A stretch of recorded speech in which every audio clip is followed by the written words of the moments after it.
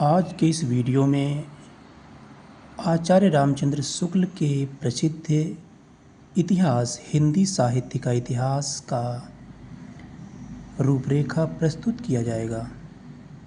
आचार्य रामचंद्र शुक्ल ने अनेक पुस्तकें लिखी, लेकिन उनकी सबसे चर्चित पुस्तक हिंदी साहित्य का इतिहास है। इस पर बाद में रामस्वरूप चतुर्वेदी जी ने भूमिका लिखी। हिंदी साहित्य का इतिहास लंबे समय तक शोधार्थियों, प्रोफेसर्स, प्रवक्ता, छात्रों को मार्गदर्शित करने का कार्य किया है। इससे बेहतर हिंदी इतिहास की कोई भी पुस्तक नहीं है। हिंदी साहित्य का इतिहास लेखन की शुरुआत 18वीं शताब्दी से हो गई थी, लेकिन आचार्य रामचंद्र शुक्ल ने हिंदी साहित्य का वैज्ञानिक ढंग से इतिहास प्रस्तुत किया, एक क्रमबद्ध इतिहास जिसमें पहली बार नई चीज़ों को जोड़ा गया। हालांकि रामचंद्र शुक्ल के इतिहास की अपनी सीमाएं हैं।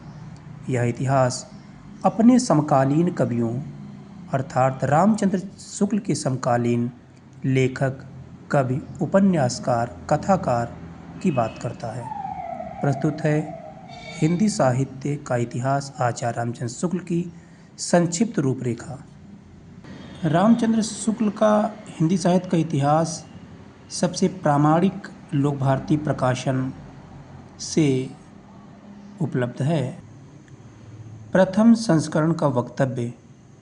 यहाँ से आचार्य रामचंद्र शुक्ल अपने इतिहास की भूमिका प्रस्तुत करते हैं। हिंदी के कवियों का एक वृत्त संग्रह ठाकुर शिव सिंह सेंगर ने सन 1833 ईस्वी में प्रस्तुत किया था। ठाकुर शिव सिंह सेंगर ने अपना इतिहास शिव सिंह सरोज सन 1833 में प्रस्तुत किया था। आचार्य रामचंद्र शुक्ल ने इसे वृत्त संग्रह कहा है। उसके पीछे सन 1889 में डॉक्टर ग्रियर्सन ने the modern vernacular literature of northern Hindustan के नाम से एक वैसा ही बड़ा कविवृत्त संग्रह निकाला। ध्यान रहे, डॉक्टर सर जॉर्ज ग्रियर्सन ने जो अपना काव्य संग्रह लिखा the modern vernacular literature of Hindustan, इसे आचार्य रामचंद्र शुक्ल ने बड़ा कविवृत्त संग्रह निकाला। काशी की नागरी प्रचारणी सभा का ध्यान आरंभ में इस बात की ओर गया कि शास्त्रों हस्तलिखित हिंदी पुस्तकें देश के अनेक भागों में राज पुस्तकालयों तथा लोगों के घरों में अज्ञात पड़ी हैं। काशी नागरी प्रचारणी सभा की स्थापना 1843 में श्याम सुंदर दास के नेतृत्व में की गई।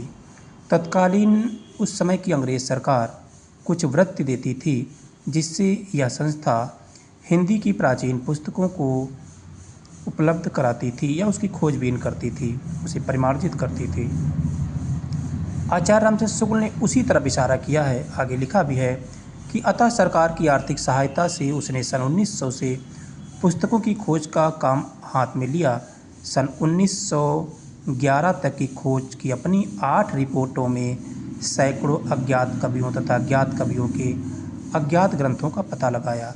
सन 1913 में इस सारी सामग्री का उपयोग करके मिश्र बंधुओं श्रीयुत श्याम बिहारी मिश्र आदि ने अपना बड़ा भारी कविवृत्त संग्रह मिश्र बंधु विनोद, जिसमें वर्तमान काल के कवियों और लेखकों का भी समावेश किया गया, 3 भागों में प्रकाशित किया। आचार्य रामचंद्र शुक्ल ने अपने इतिहास के प्रथम संस्मरण के वक्तव्य में 3 इतिहास ग्रंथों की चर्चा की है। पहला इतिहास है शिव सिंह सेंगर का शिव सिंह सरोज, डॉक्टर ग्रियर्सन का modern vernacular literature of northern Hindustan और मिश्र बंधुओं का मिश्र बंधु विनोद। आचार्य रामचंद्र शुक्ल ने प्रथम संस्करण की भूमिका में अनेक बातों को रूपायित किया है। जैसे काल विभाजन के बारे में विस्तार से बताया है कि काल विभाजन आदिकाल को मैंने वीरगाथा काल क्यों कहा, तो उसमें बताया कि 2 प्रकार की रचनाएं मिलती हैं, अपभ्रंश और देश भाषा काल की। साहित्यिक पुस्तकें केवल 4 हैं। वो कौन सी हैं? विजयपाल रासो, हमीर रासो, कीर्तिलता, कीर्तिपताका। देश भाषा काव्य की 8 पुस्तकें प्रसिद्ध हैं। खुमान रासो, बीसलदेव रासो, पृथ्वीराज रासो, चंद्र प्रकाश और जयचंद्र प्रकाश, जयमंक जयचंद्रिका, परमाल रासो, खुसरो की पहेलियाँ और विद्यापति की पदावली। इस प्रकार आचार्य रामचंद्र शुक्ल ने हिंदी साहित्य के इतिहास अर्थात आदिकाल के अंतर्गत 12 पुस्तकों को गिना है, जिसमें से अधिकांश रासो ग्रंथों की पुस्तकें थी और इसीलिए उसे रासो काव्य या वीरगाथा काव्य, जिसमें वीरगाथात्मक रचनाओं का वर्णन मिलता है। मिश्र बंधुओं ने और कुछ पुस्तकें गिनाई, जिसमें भगवत गीता, वृद्ध नवकार, वर्तमान, समंतसार, पत्तली, अनन्य योगी, जम्बू स्वामी रामा, रेमंत गिरिराशा, नेमिनाथ चौपई, ओएएस माला या उपदेश माला। तो उसकी आचार्य रामचंद्र शुक्ल ने अर्थात इन पुस्तकों की आलोचना की। कहा कि ये पुस्तकें जो हैं ये जैन धर्म से निरूपित हैं या बौद्ध धर्म से, ये धार्मिक पुस्तकें हैं जिसे हम साहित्यिक कोटि में नहीं मान सकते। इसी भूमिका में आचार्य रामचंद्र शुक्ल ने भक्ति काल के अंतर्गत जो 2 शाखाएं मानी हैं, अर्थात सगुण भक्ति काव्य और निर्गुण भक्ति काव्य, फिर उसके अंतर्गत शाखाएं ज्ञानाश्रयी शाखा, प्रेम मार्गी शाखा, राम भक्ति शाखा और कृष्ण भक्ति शाखा। इन धाराओं और शाखाओं की प्रतिष्ठा यूं ही मनमाने ढंग पर नहीं की गई, तो इसका भी एक वैज्ञानिक ढंग बताया। आगे रीतिकाल के भीतर रीतिबद्ध रचना की जो परंपरा चली, उसका उपविभाग करने का कोई संगत आधार मुझे नहीं मिला। तो रामचंद्र शुक्ल एक प्रकार से असमंजस की स्थिति में थे और 2 भागों में उसे बांटा, जिसकी आगे चर्चा की गई है। आगे आधुनिक काल में गद्य का आविर्भाव सबसे प्रधान साहित्यिक घटना इन्होंने माना, इसलिए उसके प्रसार का वर्णन विशेष विस्तार के साथ करना पड़ा। मेरा विचार इस थोड़े से काल के बीच हमारे साहित्य के भीतर जितनी अनेक रूपता का विकास हुआ, उनको आरंभ तक लाकर उसमें आगे की प्रवृत्तियों का सामान्य और संक्षिप्त उल्लेख करके ही छोड़ देना उचित था। आचार्य रामचंद्र शुक्ल अपने समकालीन कवियों और उनकी कृतियों का विवेचन करते से डरते थे, सहमते थे, या सभी लेखकों को डरना चाहिए, क्योंकि किसी की आलोचना करना एक कठिन कार्य है, खासकर जब लेखक अपने समकालीन हों। इसी भूमिका में आचार्य रामचंद्र शुक्ल ने स्वीकार किया है कि कहने की आवश्यकता नहीं कि हिंदी साहित्य का यह इतिहास हिंदी शब्द सागर की भूमिका के रूप में हिंदी साहित्य का विकास के नाम से सन 1929 के जनवरी महीने में निकल चुका है।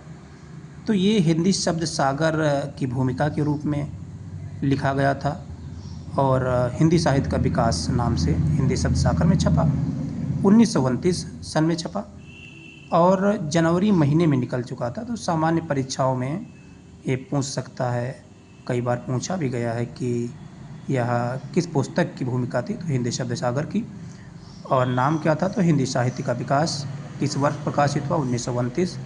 और सबसे महत्वपूर्ण जो अभी तक नहीं पूछा गया वो है कि किस महीने में प्रकाशित हुआ, तो वो था जनवरी महीने में।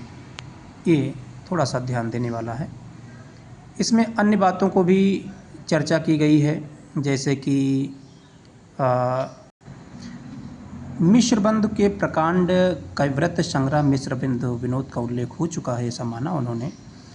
आगे जो पुस्तकें या जिन पुस्तकों से सामग्री लिया है, जिसमें राय साहब बाबू श्याम सुंदर दास BA की हिंदी कोविद रत्नमाला, श्रीयुत पंडित रामदास त्रिपाठी की कविता कौमुदी तथा श्री वियोगी हरि जी के ब्रज माधुरी सार से भी बहुत कुछ सामग्री मिली है।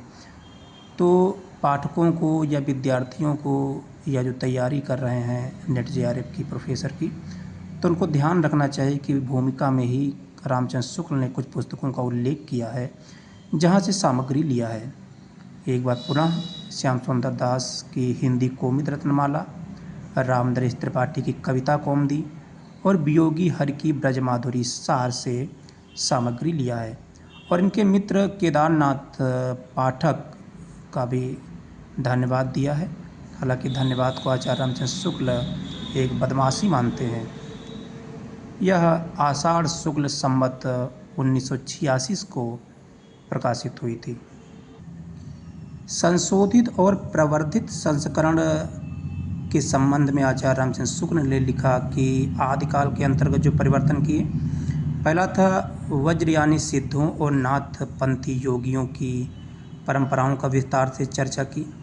कबीरदास के बारे में अपनी अलग मत स्थापित किया, यानी कबीरदास के बारे में अपने इतिहास में बढ़ा करके लिखा दूसरा, भक्ति काल के अंतर्गत स्वामी रामानंद और नामदेव के बारे में विस्तार से लिखा।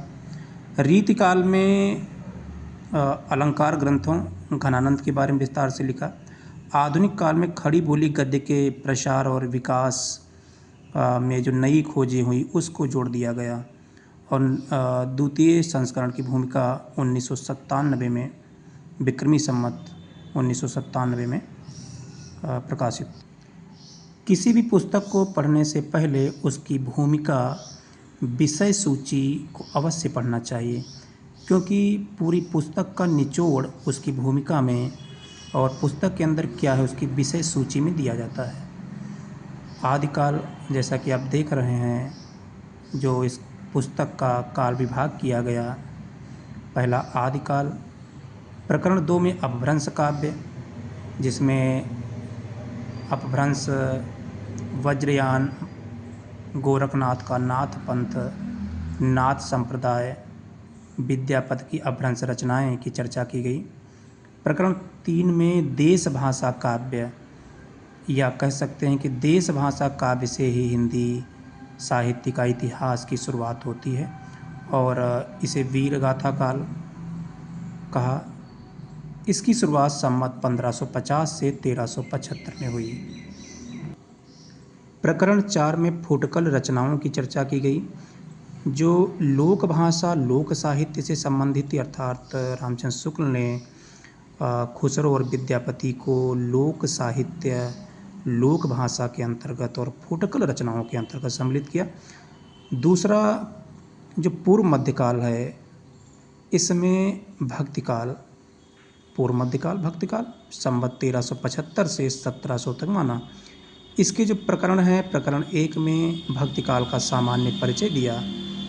इसमें इस काल की राजनीतिक और धार्मिक परिस्थितियाँ, भक्ति का प्रवाह, इसका विकास, शकुड़ भक्ति की प्रतिष्ठा, हिंदू मुसलमानों के दोनों के लिए एक सामान्य भक्ति मार्ग,